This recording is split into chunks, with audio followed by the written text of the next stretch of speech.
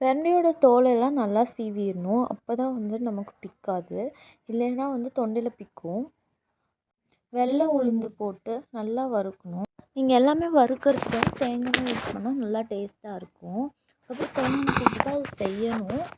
நல்லா வறுத்ததுக்கப்புறம் அது லைட்டாக ப்ரௌன் மாதிரி கோட்டிங் மாதிரி வரும். அந்த ஸ்டேஜில் எடுத்துடலாம். அடுத்தது கடலப்பருப்பு போடணும். கடலப்பருப்பு போட்டு நல்லா வதக்கிடணும். அதுவும் லைட்டாக அதோட பச்சை வாசனை போகிற மாதிரி வதக்குனோன்னே அதையும் வறுத்து எடுத்துக்கலாம். எடுத்துக்கப்புறம் பச்சை மிளகா வந்து காரம் பிடிக்கும்னா பச்சை மிளகா போட்டுக்கலாம். இல்லை பச்சை மிளகா இல்லைன்னா வர மிளகா போட்டுக்கலாம். ஆனால் பச்சை மிளகா தான் நல்லா டேஸ்ட்டாக இருக்கும். நல்லா வறுக்கும் போது அந்த ஒயிட் கலரில் பச்சை மிளகா மேலே வந்து லைட் க்ரீன் மாதிரி கோட்டிங் வரும். அந்த ஸ்டேஜில் எடுத்துடலாம். இஞ்சி வெள்ளை வெங்காயம் நல்லா தட்டிட்டு புளி போட்டு நல்லா வதக்கணும். அது வறுத்ததுக்கப்புறம் அதையும் எடுத்து நம்ம பிளேட்டில் வச்சுக்கலாம்.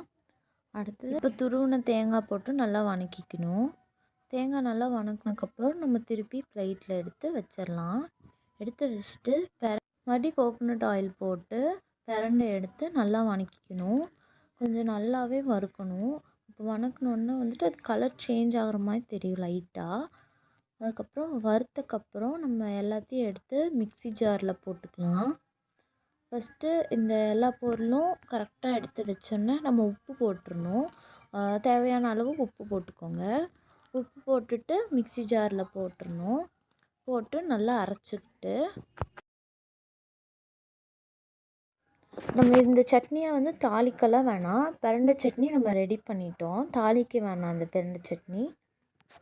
Thank you for watching. Subscribe to Amazing.